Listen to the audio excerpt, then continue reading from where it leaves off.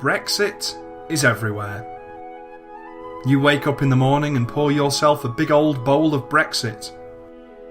You turn on the TV, but all you see is Brexit. You get on the bus to uni.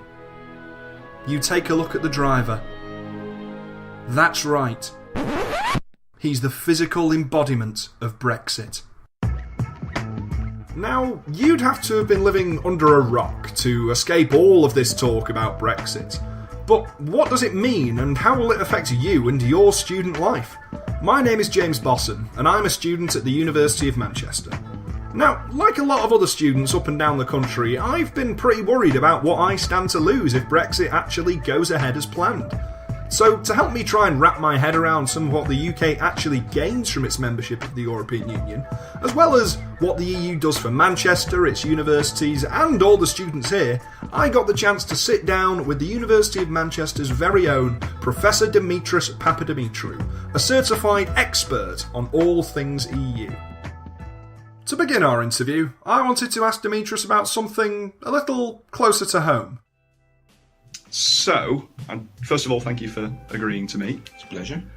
What has the European Union done for Manchester? When Britain joined the EU in 1973, one of the key demands of the then British government was the substantial increase of the European Union's regional funding in order to support regions in the EU that were economically underperforming.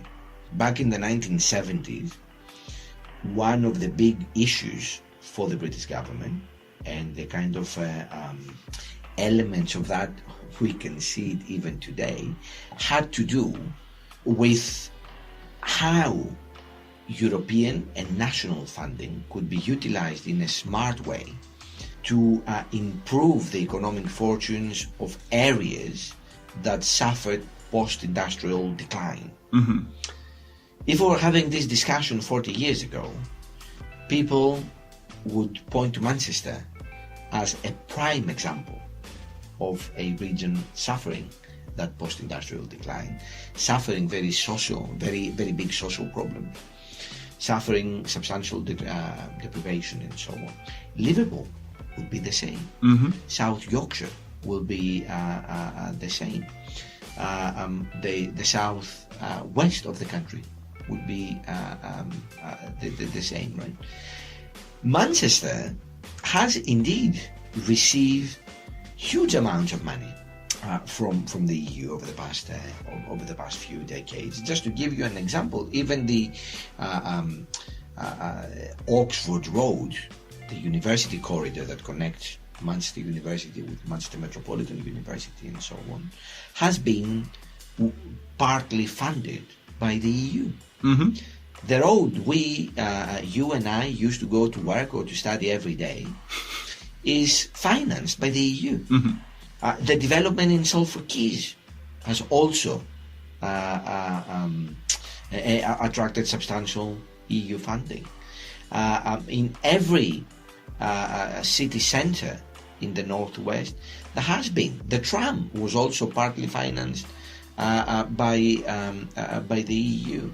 Here in the campus, the electric cars that you see moving stuff around within campus, which do not pollute, are all part funded by the EU. I didn't know that. That's quite interesting. If you look at the logo on the back of it, you will see it. That's super interesting. Yeah. So the EU is doing a lot, has done a lot from Manchester. The fact that 30% of the or 20% of university staff come from European countries, a similar share of students come from European countries, also bring huge benefits to the economy of the Northwest. Has the EU done enough to stop or alleviate social problems in this part of the world? The answer is no. But then again, does the EU have enough money to do that? No, it doesn't. Because a lot of these kind of economic and social problems we see here are really the responsibility of the British government. Manchester and other parts of the UK have suffered from lack of investment. This has partly been alleviated by EU funding, but EU funding would never be so huge that will change the face of Manchester. But if you want to take a kind of a longer term perspective, is Manchester today better than Manchester in 1975? I think it is. Is that only because of the EU? No. But surely the economic development of the country and the Northwest within it over the past 40 years has something to do with the EU. And we shouldn't knock that. We should celebrate it. The EU is regarded as an incredibly good place to study, and part of the reason for this is the EU's Erasmus programme, which is undoubtedly one of the biggest benefits that the EU offers to its students. I wanted to ask Dimitris why this is, as well as what Brexit means for universities in the UK as a whole. I also really wanted to ask you about the Erasmus programme. Could you just explain in short what is the Erasmus programme and what does it enable people to do? The Erasmus programme has been in operation for nearly 30 years now. It is one of the relatively cheap EU programs that has been one of its most successful ones. Basically, the Erasmus program facilitates mobility across the EU for people who are either students or staff in universities. It encourages exchanges between different parts of the EU, and partly the European Commission partly subsidizes this mobility by giving funds to students to spend 6 months, a year abroad, and also by providing a framework that allows for these kind of exchanges not to be detrimental to students and the universities once they return back to the home university. So, for example, there are arrangements within Erasmus to allow for the mutual recognition of modules, of credits, and so on. It's complicated, right? It's something that perhaps millions of young people have benefited from in the past 30 years. It is very successful. It is one, as I said before, one of the most popular EU initiatives that is also valued an awful lot by universities themselves. Now, Britain, of course, as the university superpower in the European Union, has benefited hugely from this program, because a lot of people choose to come to the UK because of the tremendous diversity of universities around here, but also because a lot of people choose to do that in order to improve their English. So England, Britain would be a very natural choice for many of them. But equally, a large number of British students have gone abroad, and in nearly all cases come back with a very positive impression of the program. Now, what is likely to happen to the Erasmus program, and more broadly, what is going to happen to, if you like, the whole educational cooperation between Britain and the EU post-Brexit, we don't exactly know. We do know that if there is a deal, a divorce deal, come March, Britain will continue to benefit from all EU funding until the end of the current financial framework in the EU, which currently runs up to the end of 2020, I think. So if there is a divorce deal, then the Erasmus program will continue. If there is no divorce deal in the next few months, then the program legally will be in jeopardy. It could be that Britain tries to replicate these arrangements bilaterally with the 28 EU member states. But think of the resources implied in these, that the Department of Education will need to go out to 28 countries to do these agreements. How long will it take? And what happens in the meantime? But there is a broader issue here about, even if there is a divorce deal this spring, what happens to education in the context of the post-Brexit trade deal between the EU and Britain? And what we know so far is that when it comes to research funding and the Erasmus program and so on, which are two separate programs in the EU, Britain is a significant net recipient of EU funds. So even though overall Britain pays a lot more into the EU budget than it takes back, when it comes to education, it gets back a lot more. And that's understandable given the size of British universities, and as I said earlier on, the fact that Britain is sort of a university superpower in the EU. So what we know currently is that the British government would want to append into the future trade deal with the EU a special chapter on education, perhaps with a view of continuing to be part of the EU's educational activities like Erasmus, and where the EU would also continue to be a recipient of EU funding for research, which is absolutely crucial, because a lot of major research in sciences and the pharmaceutical industry and so on tends to be collaborative around Europe. So if Britain does not continue to be part of that network, there is a huge danger that British universities will be marginalized, right? So Britain would want, you can see that naturally, to continue with all of this part of EU cooperation. But what would the EU ask in return?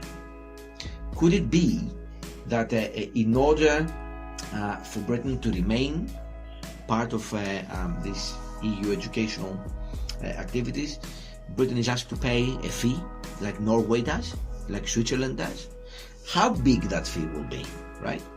And will the payment of such fee be taken from the funding of universities domestically?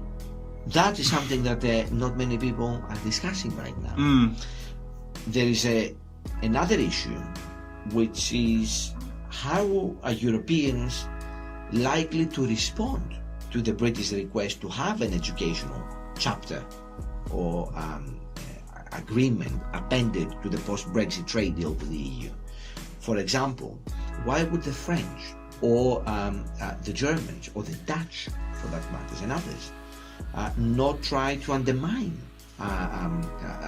British universities and say, well, so far Britain is dominating this sector. Why don't we try and take some of that market away? And why don't we keep research money for Europeans only, so that we make it more attractive for European students to come to Germany or to France rather than going to Britain? And what will then that do for the British university sector, which is one of the heavy industries of this country, right? And so, the implications of that are potentially extremely dire.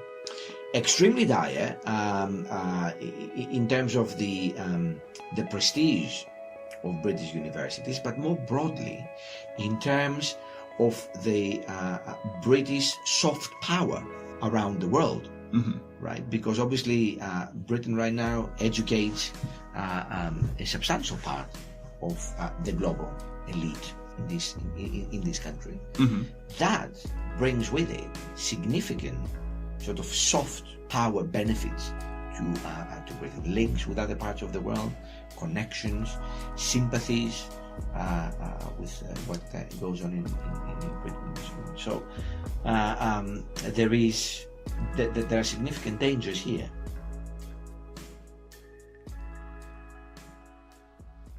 One of the most common criticisms of the EU is that the free movement of people between EU countries leads to very damaging levels of immigration. I wanted to find out from Dimitris if there was any truth to this.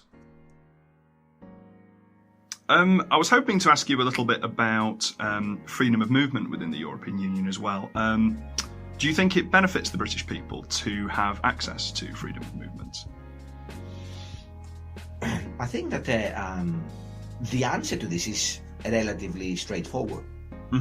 There have been a number of studies that have very persuasively concluded that in economic terms, the free movement of people and immigration more broadly benefits the British economy, in the sense that what sort of migrant workers contribute here in terms of economic output, payment of taxes and so on, outstrips their the resources they take from the system.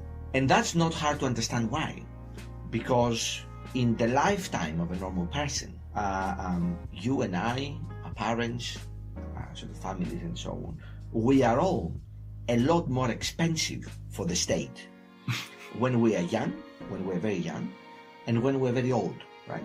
Why? Because it is the state that pays for our delivery in the hospitals and so on. It is the state that pays for our primary and secondary education. It is the state that, to some extent, subsidizes our university education. Following that, once we enter the labor market, then we contribute to the state, assuming we are healthy, a lot more than we take out, right? Because through our work, we pay a lot of taxes, but we do not require back from the state that much. We do require, of course, services from the state throughout our lives, but during our sort of working life, these kind of services are not as expensive, as it were, as the taxes we pay the state. But then, when we become older, we become very demanding for state resources as well, right? Because we need access to hospitals, we need care, people, older people require a lot of support, a lot of resources from the state. So basically, in a normal scenario, the average citizen will pay a lot more during their working life into the state, but will take out a lot more at the beginning and at the end of their life. Now, most migrant workers who come to the UK and to other parts of Europe and around the world normally arrived here prior to their, after their education, and very often after their training. So they arrive in the UK with whatever skills they have, and these skills can be very, very high. If you look at a university professor or somebody working in the pharmaceutical industry and so on, for which the British state has not paid, right? Because they might have been educated in the home countries and so on. So the British state does not have to support that person at the early part of their lives. And a lot of migrant workers, we know that, often return back to their home countries after they retire. Really? Many would return to their home countries well before they retire. So they would only spend a number of years, say, in Britain, earn enough money, and then go back to their home countries to develop other activities. That's particularly true for people who migrate to the UK from Europe. Less so to those that migrate from Asia and so on, but certainly people like myself.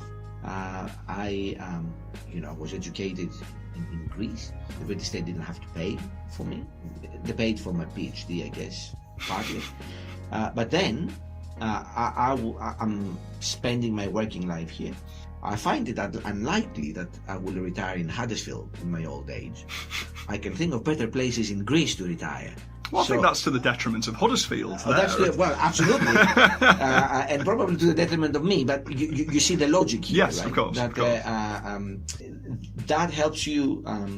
It's more anecdotal, I guess, but it helps you perhaps understand the fuller picture, right? So migration, in terms of economics, the economics of it are normally very beneficial. For the host country. Now, that's not to say that immigration doesn't have drawbacks and does not generate very legitimate concerns and opposition by a wide range of people in this country and elsewhere. What I'm talking about here is the economics of it. Now, of course, when you develop government policy, the economic side of immigration and the political, social, cultural aspect of it need to be considered as a whole. And there is nothing wrong with this. I think that I'm not one of those people who think that people who are concerned about immigration are completely unreasonable. But obviously, what needs to happen when you design a government policy is to say, where do you draw the line? What do you do for areas that perhaps are adversely affected by this? How do you develop integration policies for immigrants that work, right? But at the same time, how do you also ensure that you don't have shortages in your labour market? And we know right now that the British economy does have significant shortages in its labour market, both on the top end of the skills spectrum and at the bottom one. And for both of this, it relies on European and other immigration to fill these gaps. People on both sides of the EU debate often talk about whether the EU is democratic or not. And during the EU referendum, many leavers frequently said that the EU was undemocratic. I was hoping that Dimitris would be able to tell me just a little bit more about this, and whether or not there was any truth to what people had been saying. I wanted to talk to you as well, just briefly, about some common criticisms of the EU, as it were, and just get your thoughts on them. So, first and foremost, people, especially Brexiteers, pro-leavers, will often say that the EU is undemocratic or anti-democratic somehow. When they say this, what are they referring to, and is it true? That's a difficult question to answer. Is the EU undemocratic? Yes. Part of the EU would not comply with standards of parliamentary democracy as we know it in the West. But the EU is not a state.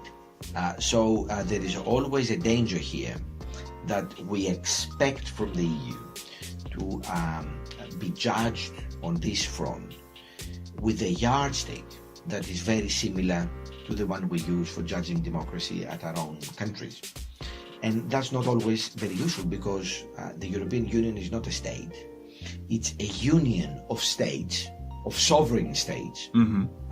It's not an international organization. It's something more than that. But neither is it a federal country like the US or Germany. So in that kind of hybrid stage of its development, the EU cannot comply, if you like, with the same sort of democratic standards that we would expect from other European countries. Does the EU need to do more to enhance democracy in its ranks? Absolutely yes. Does the EU need a closer connection to European citizens? The answer is absolutely yes. Does the EU need better channels of accountability? Yes. Is the EU an elite-driven project? Partly yes. But in all of these criticisms, I think it's very important to reflect on our sort of point of departure, right? Can the EU be a lot more democratic right now? Well, it could, but all 28 members need to agree on how this can be done, and not all 28 members have similar ideas about what is the democratic deficit of the EU or how to fix it. So, for example, countries like Britain, whose government often criticizes the EU for not being very democratic, are the same governments that will do everything they can for the EU not to change certain aspects of its operation in order to become more democratic. So the empowerment of the European Parliament, that could have been something that would strengthen the democratic credentials of the EU. Does the British government want to see more powers to the European Parliament? The answer is no. There are many examples of this. So I think it is true to say that the European Union is not yet the democracy that some of us wish to see. But in saying so, we need to recognize that the EU is not yet a state, and people who criticize it for being undemocratic are the same people who often do not want to see the EU develop into that direction at all.